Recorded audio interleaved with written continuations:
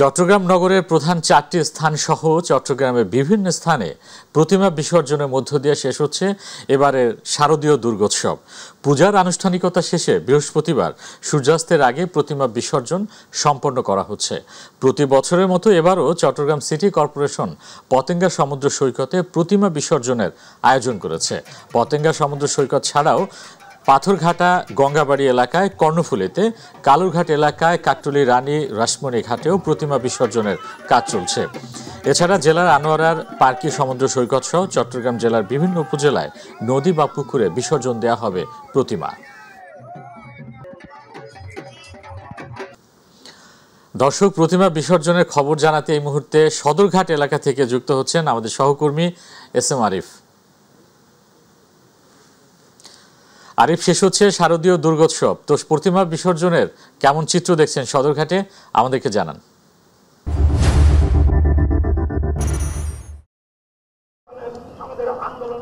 ধন্যবাদ আপনাকে। আমি আছি এখন ওয়াইজঘাট, যেখান থেকে আসলে এই প্রতি বছরেই প্রতিমাগুলো বিসর্জন দেওয়া হয়। আজকে আপনি জানেন যে বিজয় দশমীর মধ্য দিয়ে কিন্তু শারদীয় দুর্গোৎসবের সমাপ্তি ঘটলো এবং এরপরে কিন্তু একটি প্রতিমা রেডি হয়। রেলির পরে এখানে এসে প্রতিমাগুলোকে বিসর্জন দেওয়া হয়।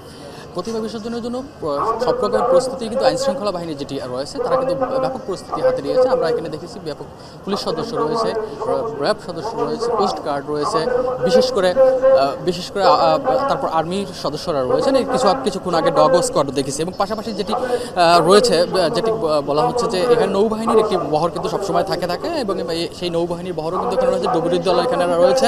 সেই ডুবুরি দলগুলো কিন্তু এই যে নৌবাহিনীর যে ডুবুরি দল আছে তারা কিন্তু আসলে প্রতিমা বিসর্জনের বেলায় কোনো ধরনের অপ্রীতিকর ঘটনা যেন না ঘটে। অনেক সময় অনেক বছরে আমরা শুনতে পেয়েছিলাম যে প্রতিমা বিসর্জনের সময় দু একজনকে পানিতে পড়ে যাওয়ার যে একটা ঘটনা, সেটি যেন না ঘটে, সে কোনো আহত বা নিহতের ঘটনা যেন না ঘটে, সেরকম সুশৃঙ্খলভাবে যেন প্রতিমা বিসর্জন এবার দেওয়া হয় সেটি নিশ্চিত করার জন্য কিন্তু ডুবুরি দল সবসময় থাকে। এবারও আপনারা দেখতে পাচ্ছেন যে ডুবুরি দল কিন্তু সচেষ্ট রয়েছেন এবং প্রত্যেকটি কিছুক্ষণ আগেও একটি প্রতিমা নিয়ে এসেছিলেন বিসর্জন দেওয়ার জন্য। সেখানেও আমরা দেখেছি ডুবুরির দল কিন্তু ডুবুরি দলগুলো কিন্তু তাদের সাথেই সেই ট্রলারের সাথেই গিয়েই প্রতিমা বিসর্জন পর্যন্ত থেকে তারপর আবার এখানে টহল দিচ্ছেন। তো সব মিলিয়ে আসলে এখানে প্রতিমা বিসর্জনের যে আয়োজন সেটি এখন পর্যন্ত একদমই শান্তিপূর্ণ রয়েছে এবং আমরা জানতে পেরেছি 4টার পরেই কিন্তু প্রতিমা যে র্যালিটা সেটি কিন্তু রওনা দিয়েছে ঢাকেশ্বর মন্দির থেকে এবং সেটি এখানে আসার পর ধাপে ধাপে কিন্তু যে মণ্ডপগুলোর থেকে প্রতিমাগুলো এসেছিল সেই মণ্ডপগুলো থেকে প্রতিমা এসে কিন্তু ধাপে ধাপে এখানে বিসর্জন দেওয়া হবে। আর আরেকটি বিসর্জন রাখি যে বিজয়া দশমীর দিন এবং এটির মাধ্যমে কিন্তু শারদীয় যে দুর্গোৎসবের 5 দিনব্যাপী যে অনুষ্ঠান বা যে উৎসব সেটি কিন্তু সনাতন ধর্মাবলম্বীদের শেষ হচ্ছে এবং তা যেটি সনাতন ধর্মমতে এই যে শারদীয় যে দুর্গোৎসবের যে প্রতিমা বিসর্জনের মধ্য দিয়ে আসলে শুধু যে প্রতিমাকে বিদায় দেওয়া তা না, মনের ভিতর থেকে সব ধরনের যে মনের ভিতরে যত অন্যায় রয়েছে সেগুলোকেও আসলে বিসর্জন দেওয়ার এই সনাতন ধর্ম কিন্তু রয়েছে প্রতিমা বিসর্জনের মাধ্যমে। এবং এখানে কিন্তু অনেক হিন্দু ধর্মাবলম্বী যে লোকরা রয়েছেন তারা কিন্তু এখানে এসেছেন এবং তারা বলছেন যে তারা এবারের আনন্দমুখর পরিবেশেই তারা এই দুর্গোৎসব পালন করতে পারেছেন এবং সেই সাথে প্রতিমা বিসর্জনেও কোনো ধরনের অপ্রীতিকর ঘটনা ঘটবে না সেই প্রত্যাশাও কিন্তু তারা এখানে করে রাখছেন। আর এখন পর্যন্ত সচেষ্ট রয়েছে, আপনি বলছিলেন যে সব ধরনের যে আইনশৃঙ্খলার যে বহর তারা কিন্তু রয়েছেন, বিশেষ করে আর্মি সহ পুলিশ, কোস্টগার্ড এবং নৌবাহিনী সবাই কিন্তু সচেষ্ট রয়েছেন প্রতিমা বিসর্জনে কোনো ধরনের যেন অপ্রীতিকর ঘটনা না ঘটে সেটি এড়াতে। আরিফ, আপনাকে ধন্যবাদ। দর্শক, এই মুহূর্তে নারায়ণগঞ্জ থেকে প্রতিমা বিসর্জনের খবর জানাচ্ছেন প্রতিনিধি আব্দুল্লাহ মামুন।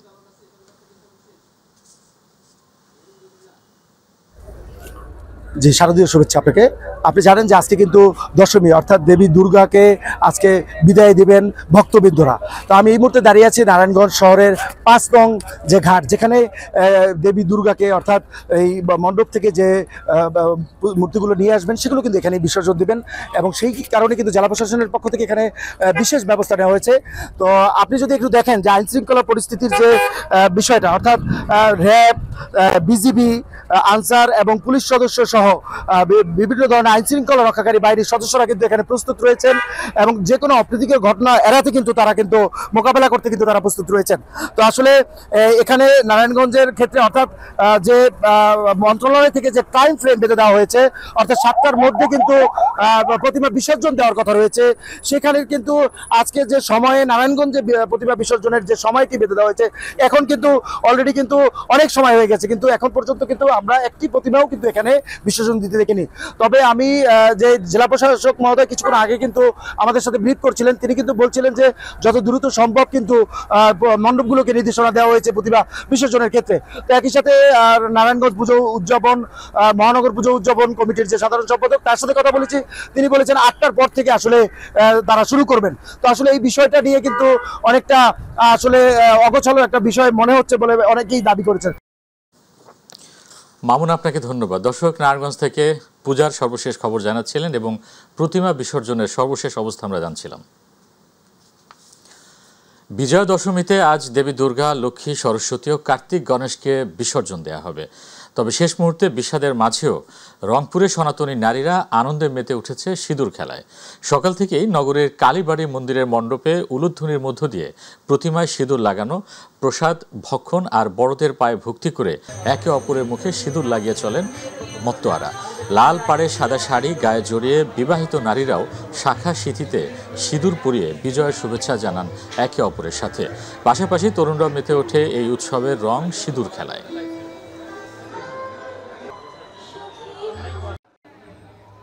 মা আসে সব আমাদের জীবনের যত দুঃখ দুর্দশা দুর্গতি দূর করে আমাদেরকে তাদের আশীর্বাদ প্রদান করে। মা আজকে চলে যাচ্ছে, সেই জন্য অনেক কষ্ট হচ্ছে। আবার বছর ঘুরে মা আসুক, সারা বছর সকলে ভালো থাকুক, সুস্থ থাকুক, এটাই প্রার্থনা করি মায়ের কাছে। সিঁদুরটা মায়ের চরণে ছুঁয়ে আবার ফি বছরের জন্য মা আসে, সেজন্য আসলে সিঁদুরটা ছুঁয়ে দিলাম। বিজয়া দশমী পর্যন্ত পুজো অনেক ভালো কেটেছে, আর আজকে মা মর্তলোক থেকে স্বর্গলোকে চলে যাচ্ছে। মাকে বিদায় জানানোর জন্য আমরা সকলে সম্মিলিত হয়েছি, আর মার কাছে এই বিদায় মুহূর্তে আমার সকলের জন্য মা যেন আমাদের শান্তি বর্ষিত করুক। ময়মনসিংহে 5 দিনব্যাপী শারদীয় দুর্গোৎসবের আজ বিজয়া দশমী। বিষাদের মাঝে দেবী দুর্গাকে বিদায় জানাচ্ছেন ভক্তরা। প্রতিমা বিসর্জনের মধ্য দিয়ে শেষ হচ্ছে দুর্গোৎসব। তাই দেবী দুর্গার বিদায়ের আগে মন্দিরে মন্দিরে চলছে সিঁদুর খেলা। ঘট বিসর্জনের পর দেবীর চরণে সিঁদুর দিয়ে সমবয়সী নারীরা মেতে ওঠেন সিঁদুর খেলায়। দুপুরে নগরীর দুর্গাবাড়ি মন্দির, শিববাড়ি মন্দির সহ প্রতিটি পূজা মণ্ডপে সিঁদুর খেলা ও দেবীর বরণ অনুষ্ঠানে মণ্ডপগুলোতে বিরাজ করে উৎসবমুখর পরিবেশ। সন্ধ্যা থেকে নগরীর কাছারিঘাট ব্রহ্মপুত্র নদে প্রতিমা বিসর্জনের পর সমাপ্তি ঘটবে শারদীয় দুর্গোৎসবের।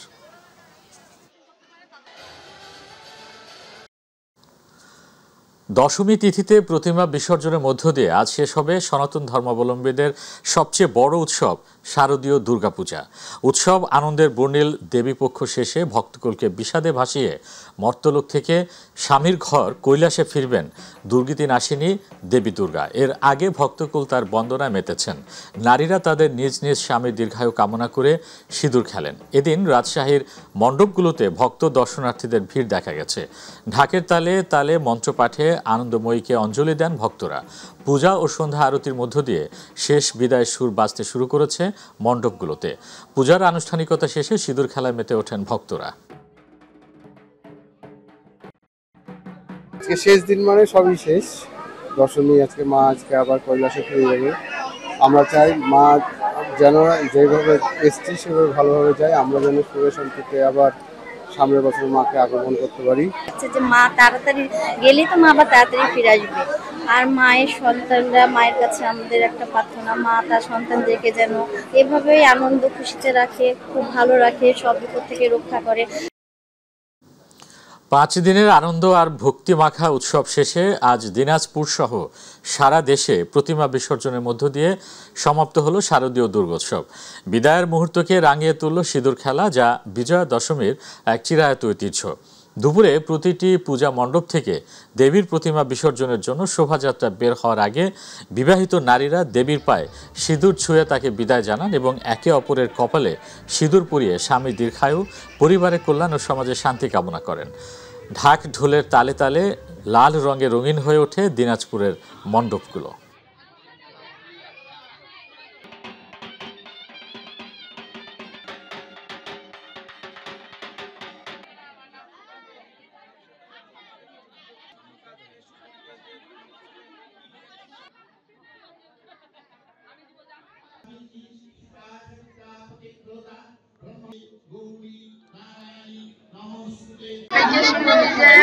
আজকে আমাদের বিজয়া দশমী, তাই আমরা সবাই সিঁদুর দিলাম। আমরা বছরে সারা জীবনে 12 মাসে আমরা এই 4টা দিনে অপেক্ষা করে থাকি এই বিজয়ের জন্য।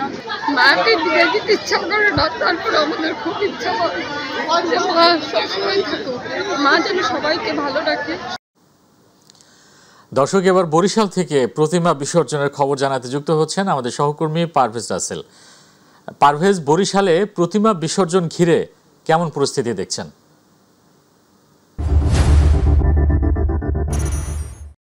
যেমনটা জানাতে চাই, আসলে টানা 5 দিন ব্যাপী কিন্তু সনাতন ধর্মাবলম্বীদের শারদীয় দুর্গা উৎসব কিন্তু আজ শেষ দিন বা বিজয়া দশমী আমরা বলতে পারি।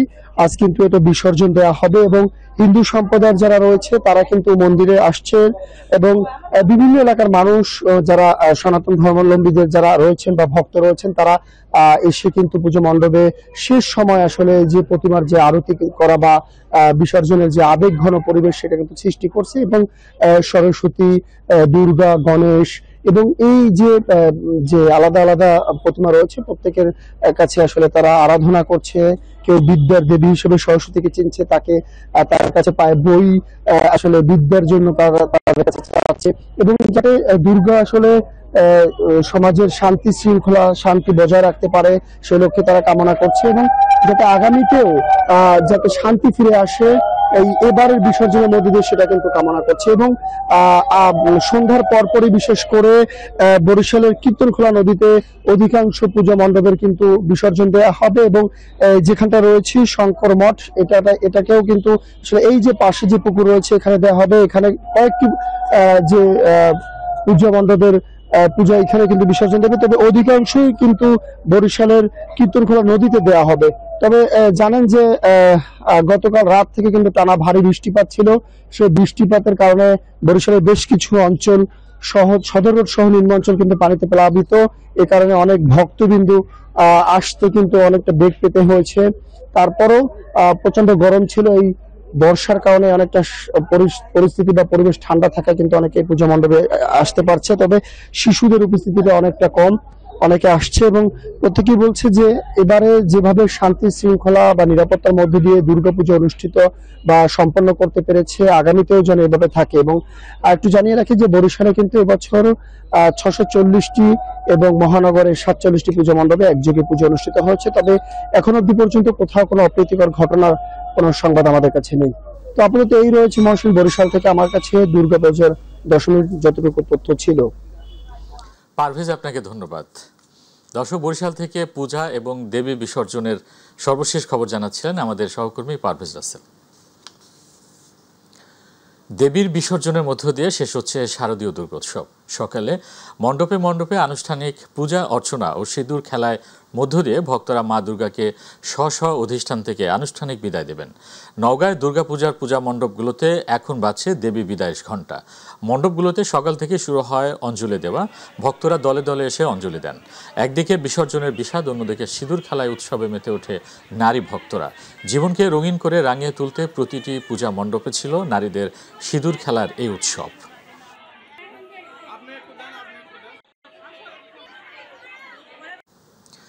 সনাতন ধর্মাবলম্বীদের সর্ববৃহৎ ধর্মীয় উৎসব শারদীয় দুর্গাপূজা আজ বিজয়া দশমীতে প্রতিমা বিসর্জনের মধ্য দিয়ে শেষ হচ্ছে। প্রতিমা বিসর্জনের আগে ব্রাহ্মণবাড়িয়ার বিভিন্ন মন্দির ও পূজা মণ্ডপে চলছে বর্ণিল সিঁদুর খেলা। জেলার 9টি উপজেলায় দুপুরের পর থেকে শুরু হয় বিজয়া দশমীর আনুষ্ঠানিকতা। দেবীর বিদায়ের বিষাদের মাঝেও হিন্দু সম্প্রদায়ের মানুষ সিঁদুর খেলায় খুঁজে নিচ্ছেন আনন্দের ছোঁয়া। দুপুরে পূজা অর্চনা শেষে ভক্ত নারীরা দেবী দুর্গার চরণে সিঁদুর নিবেদন করে আনন্দে মেতে ওঠেন। একে অপরকে সিঁদুর পরিয়ে তারা দেবীর বিদায়ের মুহূর্তকে রঙিন করে তোলেন।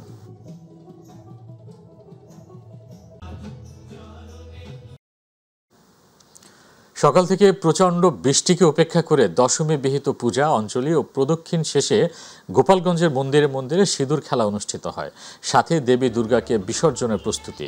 জেলার প্রায় প্রতিটি মন্দিরে বিজয়া দশমীর অনুষ্ঠান শেষে বিবাহিত নারীরা মেতে ওঠেন সিঁদুর খেলায়। নারীরা বিশ্বাস করেন দেবী দুর্গার পায়ে অর্পিত সিঁদুর সিঁথিতে পড়লে তাদের স্বামী দীর্ঘ জীবন লাভ করেন। সেই বিশ্বাস থেকে হাসি আনন্দে নেচে গিয়ে একে অপরের সিঁথিতে সিঁদুর পরিয়ে দেন। এই বিসর্জনের মধ্য দিয়ে দেবী দুর্গা মর্তলোক থেকে ফিরে যাবেন কৈলাস বা শিবালয়।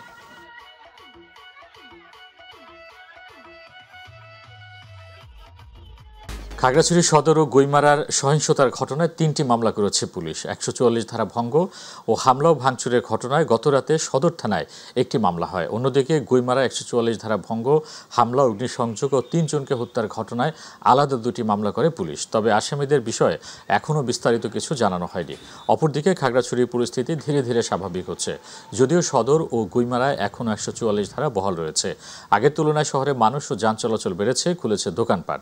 সাজেকেও যাচ্ছেন পর্যটকরা। দেশজুড়ে সেনাবাহিনী, বিজিবি ও পুলিশের কয়েক স্তরের নিরাপত্তার পাশাপাশি চেকপোস্ট চলছে তল্লাশি। ফেনীর দাগনভূঞা উপজেলার একটি যাত্রীবাহী বাস নিয়ন্ত্রণ হারিয়ে সড়কের পাশের দোকানে ঢুকে পড়ায় 3 জন নিহত হয়েছে। এই ভয়াবহ দুর্ঘটনায় অন্তত 20 জন আহত হয়েছেন, যাদের মধ্যে কয়েকজনের অবস্থা আশঙ্কাজনক। প্রত্যক্ষদর্শীরা জানায়, সুগন্ধা পরিবহনের যাত্রীবাহী বাসটি সিলোনিয়া বাজার এলাকায় অতিক্রম করার সময় চালক নিয়ন্ত্রণ হারান। এ সময় বাসটি সড়কের পাশে থাকা 5টি দোকান ও একটি অটোরিকশাকে সজোরে ধাক্কা দিয়ে দুমড়ে মুচড়ে দেয়। খবর পেয়ে থানা পুলিশ ও ফায়ার সার্ভিসের একটি দল দ্রুত ঘটনাস্থলে পৌঁছে উদ্ধার অভিযান শুরু করে। আহতদের উদ্ধার করে ফেনী সদর হাসপাতালে পাঠানো হলে সেখানকার কর্তব্যরত চিকিৎসক 3 জনকে মৃত ঘোষণা করেন। ঝিনাইদহে বাসের চাকায় পিষ্ট হয়ে এক শিশুসহ 2 জন নিহত হয়েছে। আহত হয়েছেন আরও একজন। পুলিশ ও স্থানীয়রা জানায়, দুপুরে সদর উপজেলার হলিধানি বাজার থেকে ব্যাটারি চালিত ভ্যানে যাত্রী নিয়ে নগর বাথান বাজারে যাচ্ছিল ওই গ্রামের ভ্যান চালক নজরুল ইসলাম। পথে ঝিনাইদহ চুয়াডাঙ্গা মহাসড়কের 18 মাইল নামক স্থানে পৌঁছালে সামনের দিক থেকে আসা মণ্ডল পরিবহনের একটি বাস ভ্যানটিকে সামনের দিক থেকে চাপা দেয়। এতে ঘটনাস্থলে সিফাত হোসেন নামে 7 বছরের এক শিশু নিহত হয়। আহত হয় ভ্যান চালক সহ 2 জন। তাদের উদ্ধার করে ঝিনাইদহ সদর হাসপাতালে নিয়ে গেলে চিকিৎসক নজরুল ইসলামকে মৃত ঘোষণা করেন।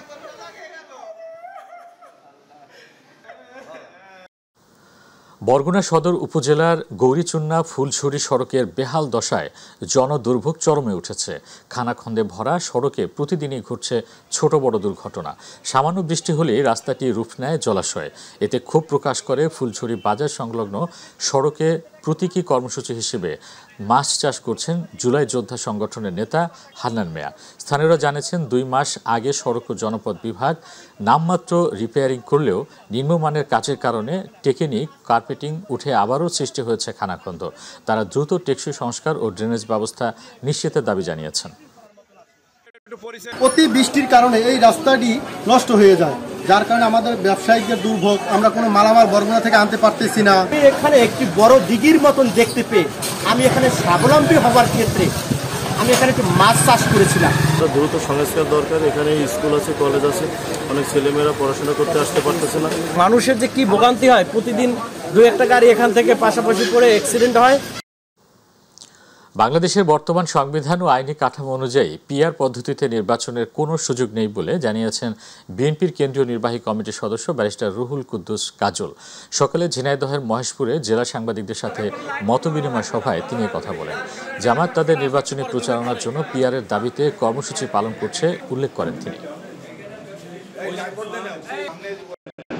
এবং একটা স্থায়ী স্থিতিশীল সরকার করার জন্য পিআর পদ্ধতি উন্নত দেশে যে সমস্ত জায়গায় গ্রহণ করা হয়েছে তারা কোনো সঠিক মডেল মনে করে না, বরং জনগণের প্রত্যক্ষ ভোটে প্রতিনিধি নির্বাচন করতে পারলে তারাই প্রকৃতপক্ষে জনগণকে প্রতিনিধিত্ব করে।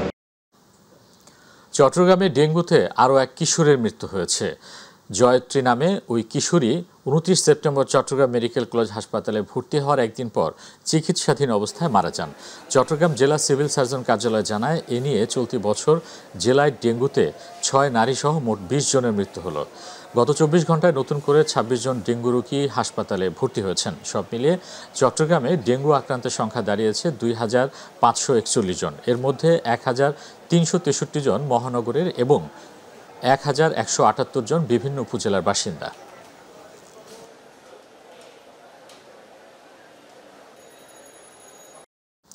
বগুড়ায় সন্ত্রাসী হামলায় শহর যুবদলের ১৩ নম্বর ওয়ার্ডের সাংগঠনিক সম্পাদক নিহত রাহুল সরকারের পরিবারকে আর্থিক সহায়তা ও সাক্ষাৎ করেছেন আমরা বিএনপি পরিবারের একটি প্রতিনিধি দল। দুপুরে কৈগাড়ি সিও অফিস সংলগ্ন বাড়িতে আমরা বিএনপি পরিবারের আহ্বায়ক আতিকুর রহমান রুমন নিহত পরিবারের সদস্যদের সাথে সাক্ষাৎ করেন। এ সময় তিনি ঘটনার সাথে জড়িতদের দ্রুত গ্রেফতার করে দৃষ্টান্তমূলক শাস্তি দাবি করেন।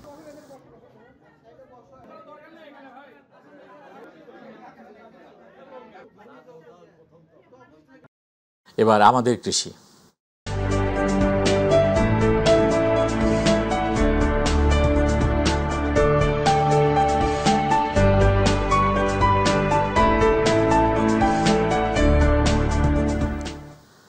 আগামী ৪ অক্টোবর থেকে ২৫ অক্টোবর পর্যন্ত চাঁদপুরের পদ্মা, মেঘনা সহ বিভিন্ন নদীতে ২২ দিন ইলিশ ধরা, পরিবহন, মজুত, ক্রয় ও বিক্রয় সম্পূর্ণরূপে নিষিদ্ধ ঘোষণা করেছে সরকার। এ সময় মা ইলিশ সংরক্ষণ অভিযান সফল করতে চাঁদপুরে ও পথসভা ও লিফলেট বিতরণ করেছে জেলা ট্রাক টাস্কফোর্স কমিটি। সকাল থেকে মেঘনা নদী তীরবর্তী এলাকায় স্পিডবোটে মেঘনা নদী বহরিয়া, হরিণাঘাট, অঘটনের ঘাট সভা লিফলেট বিতরণের হেতু দেন টাস্কফোর্স কমিটির সভাপতি ও জেলা প্রশাসক মোহাম্মদ মহসিন উদ্দিন।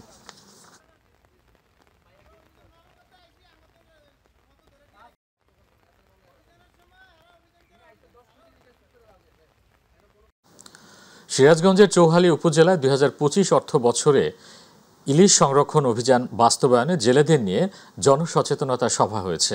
সকালে জনতা উচ্চ বিদ্যালয় স্কুল মাঠে ক্ষেত্র সহকারী শফিকুল ইসলাম সঞ্চালনায় উপজেলা মৎস্য কর্মকর্তা তানভীর হাসান মজুমদারের সভাপতিত্বে প্রধান অতিথি ছিলেন নির্বাহী কর্মকর্তা মোস্তাফিজুর রহমান।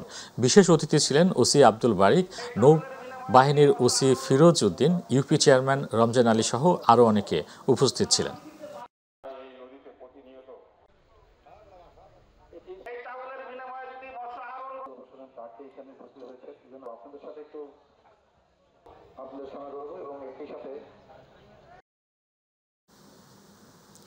নাভিতে রক্তক্ষরণ হয়ে মারা গেল মেহেরপুরের গাংনী উপজেলার মঠমুড়া গ্রামের বাঁশবাগানের ভূমিষ্ঠ হওয়া সেই নবজাতক।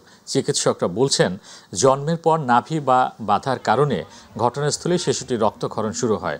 সেখানে শরীরে বেশিরভাগ রক্ত বের হয়ে যায়। পরে শিশুটির শরীরে রক্ত দিয়েও আর উন্নতি হয়নি। গতকাল মধ্যরাত থেকে মেহেরপুর জেনারেল হাসপাতালে ভর্তিরত অবস্থায় শিশুটির প্রচণ্ড শ্বাসকষ্ট শুরু হয়।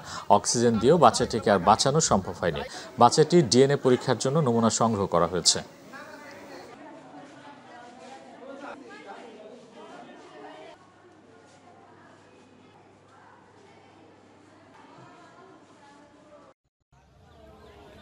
যখন এসেছিল তখন ওর আসলে ও ছিল কর্ড বাঁধা ছিল না।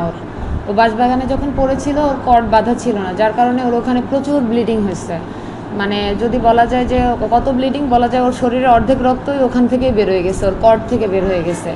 তো সেক্ষেত্রে বাচ্চা যখন আমাদের এখানে আসে প্রচুর মানে শ্বাসকষ্ট ছিল ওর, যেহেতু গায়ে রক্ত কম। পরে আমরা ব্লাড টেস্ট করলাম, ওর হিমোগ্লোবিনও অনেক কম পেলাম, আর ওর ডাব্লিউবিসি কাউন্টও মানে রক্তের প্রত্যেকটা উপাদানই ওর কম ছিল। পরে আমরা কালকে ব্লাডেরও ব্যবস্থা করলাম এবং যথাযথ যত চিকিৎসা দরকার সর্বোচ্চ যতটুকু একটা বাচ্চাকে দেওয়া যায় আমরা সর্বোচ্চ চিকিৎসাই বাচ্চাকে দিয়েছি।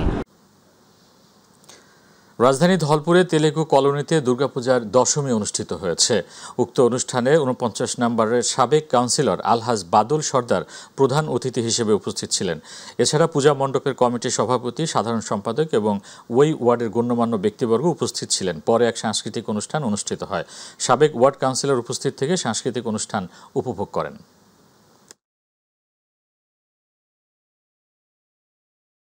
এনসিপির কেন্দ্রীয় কমিটির যুগ্ম আহ্বায়ক ও বরিশাল বিভাগীয় সাংগঠনিক সম্পাদক মুজাহিদুল ইসলাম শাহিন বলেছেন, এনসিপির বিরুদ্ধে জন্মলগ্ন থেকেই বিভিন্ন মহল বিভিন্ন ধরনের অপপ্রচার চালিয়ে আসছে। পুরাতন যে সিস্টেম আছে সে সিস্টেমকে বাদ দিয়ে নতুন সিস্টেমে আধুনিক ইনসাফ ভিত্তিক রাষ্ট্র গঠনের দিকে এগিয়ে যাচ্ছে জাতীয় নাগরিক পার্টি। দুপুরে পটুয়াখালী বাউফল হাসপাতাল সড়কে পার্টির উপজেলা কার্যালয় উদ্বোধন করে প্রধান অতিথির বক্তব্যে তিনি কথা বলেন। কক্সবাজারের মহেশখালীতে বিপুল পরিমাণ অস্ত্র ও গুলিসহ ৩ সন্ত্রাসীকে আটক করেছে বাংলাদেশ কোস্টগার্ড। কোস্টগার্ড মিডিয়া কর্মকর্তা লেফটেন্যান্ট কমান্ডার সিয়ামুল হক জানায়, গোপন সংবাদের ভিত্তিতে মহেশখালীর কেরুনতলী এলাকায় বিশেষ অভিযান চালায় কোস্টগার্ড স্টেশন মহেশখালী। এ সময় দেশীয় তৈরি 2টি আগ্নেয়াস্ত্র, রাইফেলের 5 রাউন্ড গুলি এবং শটগানের জন্য 25 রাউন্ড বিদেশি কার্তুজ উদ্ধার করা হয়। অভিযানকালে অস্ত্র ও গোলাবারুদ ক্রয় বিক্রয়ের সময় 3 সন্ত্রাসীকে আটক করে কোস্টগার্ড।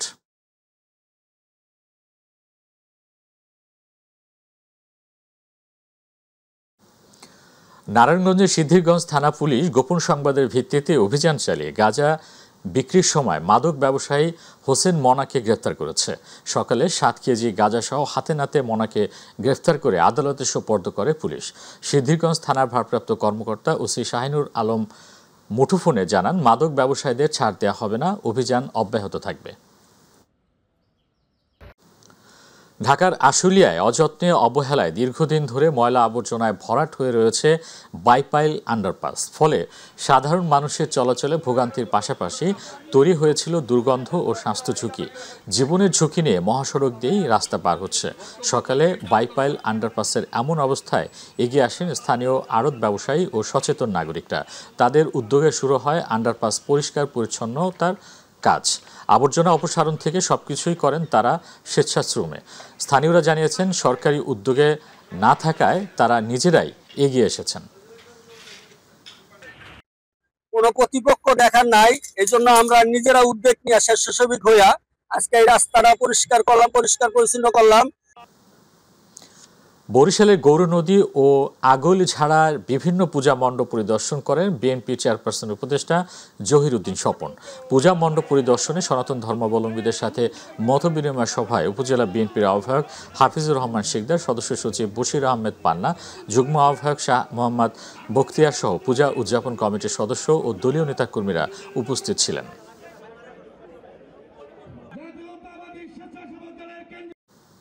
শারদীয় দুর্গোৎসব উপলক্ষে ঠাকুরগাঁয়ে বিভিন্ন পূজা মণ্ডপ পরিদর্শন করেছেন বিএনপি নেতৃবৃন্দরা। বুধবার জেলা বিএনপি সভাপতি মির্জা ফয়সাল আমিনের নেতৃত্বে পৌর শহরের বিভিন্ন মন্দিরে পরিদর্শনে যায় বিএনপি নেতৃবৃন্দ। এ সময় জেলা বিএনপি সাধারণ সম্পাদক পয়গাম আলী, পৌর বিএনপি সভাপতি শরীফুল ইসলাম শরীফ, সদর উপজেলা বিএনপি সাধারণ সম্পাদক মাহবুব হোসেন তুহিন সহ বিএনপির বিভিন্ন স্তরের নেতৃবৃন্দরা উপস্থিত ছিলেন।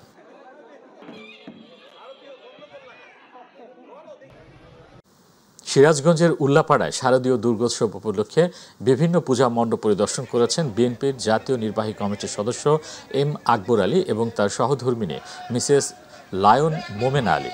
বুধবার পৌর শহরের ভবানী মন্দির, কালী মন্দির, বাণী মন্দির ও মাতৃমায়া মন্দির সহ একাধিক পূজা মণ্ডপ ঘুরে দেখেন তারা। এ সময় পূজা কমিটির সভাপতি ও সাধারণ সম্পাদকদের হাতে আর্থিক সহায়তা প্রদান করেন তারা।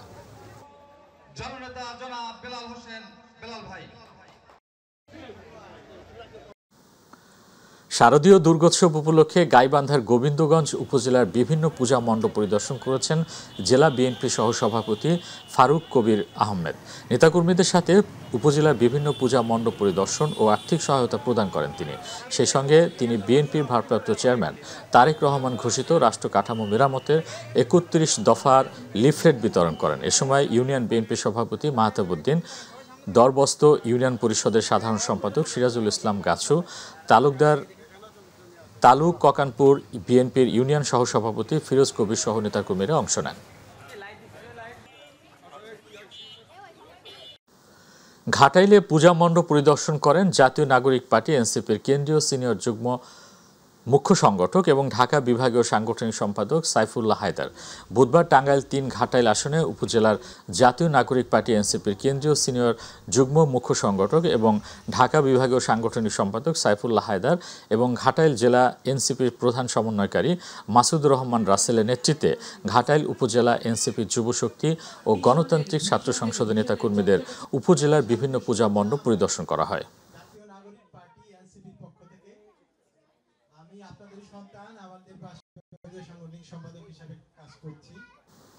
বরিশালের আগৈলঝাড়ায় শারদীয় দুর্গোৎসব উপলক্ষে পূর্ব গোয়াইল মুকুল ভট্টের বাড়িতে মাছি পূজায় শত শত ভক্তবৃন্দের উপস্থিতি অনুষ্ঠিত হয়েছে।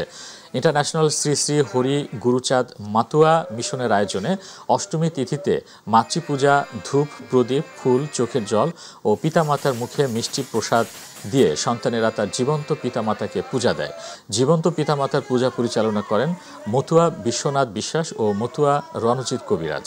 অনুষ্ঠানে আলোচক ছিলেন ডাক্তার মনীষ চন্দ্র বিশ্বাস, কেন্দ্রীয় কমিটির সহসভাপতি মতুয়া কেশব হালদার, যুগ্ম সম্পাদক মতুয়া বিধান বাড়ই সহ অন্যান্য ভক্তরা।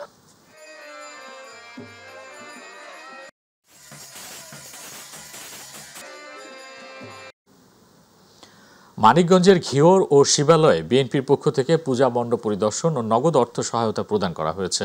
এরপর পূজা মণ্ডপের পূজারী ও দর্শনার্থীদের সাথে কুশল বিনিময় করেন তারা। বুধবার ঘিওর ও শিবালয় উপজেলার বিভিন্ন এলাকার অর্ধশতাধিক পূজা মণ্ডপ পরিদর্শন শেষে পূজা মণ্ডপের সভাপতি ও সাধারণ সম্পাদকদের নগদ অর্থ তুলে দেন বিএনপির কেন্দ্রীয় কমিটির নির্বাহী সদস্য এস এ জিন্না কবির। অনাকাঙ্ক্ষিত কারণে দিনের ভোট রাতে হয়ে যাওয়ায় শারদীয় দুর্গাপূজা উপলক্ষে টাঙ্গাইলের বিভিন্ন পূজা মণ্ডপ পরিদর্শন, শুভেচ্ছা বিনিময় এবং বিএনপির ভারপ্রাপ্ত চেয়ারম্যান তারেক রহমানের পক্ষ থেকে আর্থিক সহায়তা প্রদান করেছেন কেন্দ্রীয় বিএনপির প্রচার সম্পাদক সুলতান সালাউদ্দিন টুকু। বুধবার টাঙ্গাইল পৌর এলাকায়ও সদর উপজেলার বিভিন্ন পূজা মণ্ডপ পরিদর্শন করেন তিনি। এ সময় জেলা বিএনপির সাবেক সদস্য সচিব মাহমুদুল হক শানু, শহর বিএনপি সভাপতি আসগর আলী সহ নেতাকর্মীরা উপস্থিত ছিলেন।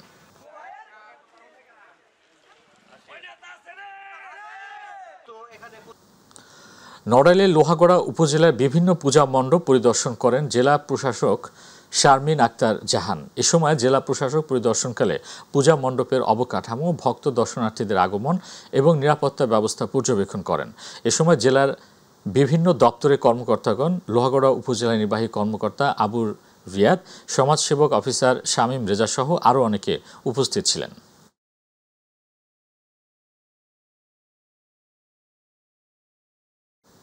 শারদীয় উৎসব উপলক্ষে শরীয়তপুর জেলার নড়িয়া উপজেলা ভোজেশ্বর ইউনিয়ন 4টি পূজা মণ্ডপ পরিদর্শন ও নগদ অর্থ বিতরণ করেছেন জেলা বিএনপি সভাপতি শফিকুর রহমান কিরণ। নড়িয়া উপজেলা বিএনপি সহ সভাপতি সালাউদ্দিন সোহেলের সার্বিক পরিচালনায় প্রতিটি পূজা মণ্ডপে গিয়ে পূজা আয়োজক কমিটির নেতৃবৃন্দের সাথে মতবিনিময় করেন এবং পরিদর্শন বইতে স্বাক্ষর করেন। এ সময় জেলা বিএনপি সভাপতি দর্শনার্থীদের সাথে শুভেচ্ছা বিনিময় করেন।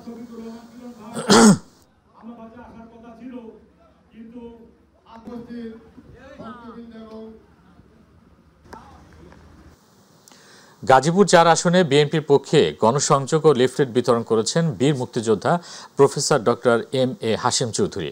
দিনব্যাপী নিজ এলাকায় কাপাসিয়া স্থানীয়দের নিয়ে বিভিন্ন সমস্যা ও তার সমাধান নিয়ে আলোচনা করার মধ্য দিয়ে দিনের কর্মসূচি শুরু করেন তিনি। এছাড়াও রায়েদ ইউনিয়নের বিভিন্ন গ্রাম, সিংহশ্রী ইউনিয়নের বড়িবাড়ি মোড়, বটতলা, বীর উজলি বাজার, চাঁদপুর বাজার, রানীগঞ্জ বাজার এবং কাপাসিয়া সদর ইউনিয়নের কাপাসিয়া বাজার সহ বিভিন্ন স্থানে ব্যাপক জনসংযোগ করেন। সন্ত্রাসমুক্ত, মাদকমুক্ত, চাঁদামুক্ত, আমি একটি অপরাধমুক্ত কাপাসিয়া গঠন করতে চাই। যেই কাপাসিয়াতে আমরা এক পরিবার হিসাবে, দলমত নির্বিশেষে, ধর্মবর্ণ নির্বিশেষে আমি সবাইকে নিয়ে এক পরিবার হিসাবে থাকতে চাই। শরীয়তপুর জেলার সখীপুর থানার দক্ষিণ তারাবনিয়ায় আলোচনা সভা হয়েছে। ওমান শাখার কিরণ সমর্থক গোষ্ঠীর যুগ্ম সাধারণ সম্পাদক নয়ন প্রধানিয়ার উদ্যোগে ঐতিহ্যবাহী প্রধানিয়া বাড়িতে আলোচনা সভা হয়। এ সময় শরীয়তপুর জেলা বিএনপি সভাপতি শফিকুর রহমান কিরণ প্রধানিয়াকে ফুল দিয়ে শুভেচ্ছা জানান বিএনপি নেতাকর্মীরা। পরে আলোচনা সভায় প্রধান অতিথি হিসেবে অংশ নেন জেলা বিএনপি সভাপতি শফিকুর রহমান কিরণ। এ সময় সখীপুর থানা ও দক্ষিণ তারাবনিয়া ইউনিয়নের বিএনপি নেতাকর্মীরা উপস্থিত ছিলেন। ঐতিহ্যবাহী প্রধানিবাড়ি উপলক্ষে আগমন উপলক্ষে আল্লাহ শফিকুর রহমান কিরণ ভাইয়ের আগমন উপলক্ষে দুপুরের মধ্যাহ্নভোজের আয়োজন করা হয়েছে। আগামীতে আমাদের প্রত্যাশা তিনি কিরণ ভাইকে নড়িয়া ও সখীপুর 2 আসন থেকে বিপুল ভোটে জয়যুক্ত করব।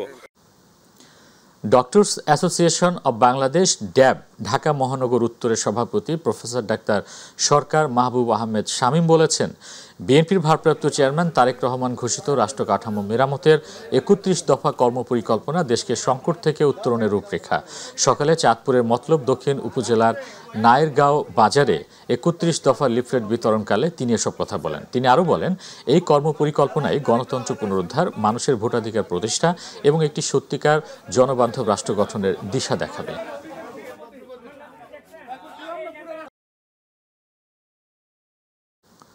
মাদারীপুরের কালকিনিতে কালকিনি সাংবাদিক ফোরামের পূর্ণাঙ্গ কমিটি ঘোষণা করা হয়েছে।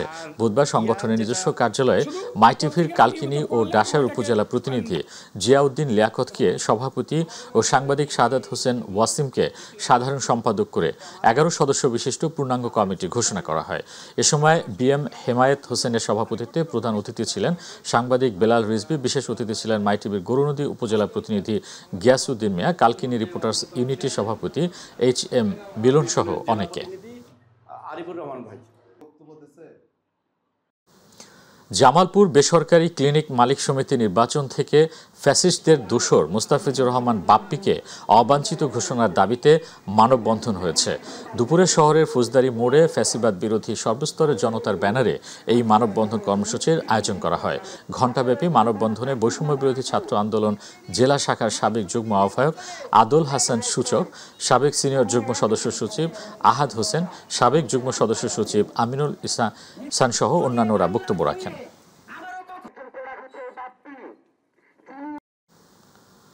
মোজাম্বিকে বাংলাদেশি প্রবাসীদের সেবা দিতে আসা পর্তুগাল লিসবনে বাংলাদেশ দূতাবাসের দূতালয় প্রধান SM গোলাম সরোয়ার ও অন্যান্য কূটনীতিকদের সম্বর্ধনা সভা হয়েছে। সভায় মোজাম্বিক প্রবাসী কমিউনিটির আহ্বায়ক আনিসুর রহমান সভাপতিত্বে প্রধান অতিথি ছিলেন লিসবন দূতাবাসের দূতালয় প্রধান SM গোলাম সরোয়ার। প্রধান বক্তা ছিলেন মোজাম্বিক প্রবাসী কমিউনিটির যুগ্ম আহ্বায়ক মোহাম্মদ নাসির উদ্দিন, বিশেষ অতিথি ছিলেন লিসবন দূতাবাসের প্রশাসনিক কর্মকর্তা শাহাবুদ্দিন, সহকারী কনসুলার কর্মকর্তা মনিরুজ্জামান, মোজাম্বিক প্রবাসী কমিউনিটি নেতা দিদারুল ইসলাম, জসিম উদ্দিন, আব্দুর রহমান, মোহাম্মদ হারুন, আব্দুল নূর, রুবেল মাওলা সহ সাদেক।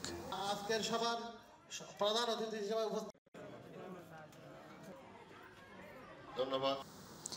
গাইবান্ধার সাদুল্লাপুরে রাষ্ট্রীয় মর্যাদায় বীর মুক্তিযোদ্ধা সিরাজুল ইসলাম দাফন সম্পন্ন হয়েছে। সকালে সাদুল্লাপুর উপজেলার ভাতগ্রাম ইউনিয়নে বীর মুক্তিযোদ্ধাগণ ও স্থানীয় মুসল্লিদের উপস্থিতিতে গার্ড অফ অনার ও জানাজা নামাজ অনুষ্ঠিত হয়। এর আগে সাদুল্লাপুর থানা পুলিশের একটি চৌকস দল মরহুম বীর মুক্তিযোদ্ধা মুকুলার রহমান মুকুলকে গার্ড অফ অনার প্রদান করেন। এ সময় গার্ড অফ অনার অনুষ্ঠানে উপস্থিত ছিলেন উপজেলা নির্বাহী কর্মকর্তা কাজী মোহাম্মদ অনিক ইসলাম, থানার পুলিশ পরিদর্শক মাহমুদুল হাসান, উপজেলা মুক্তিযোদ্ধা সংসদের সাবেক ডেপুটি কমান্ডার আব্দুর রশিদ আজমি সহ আরও অনেকে।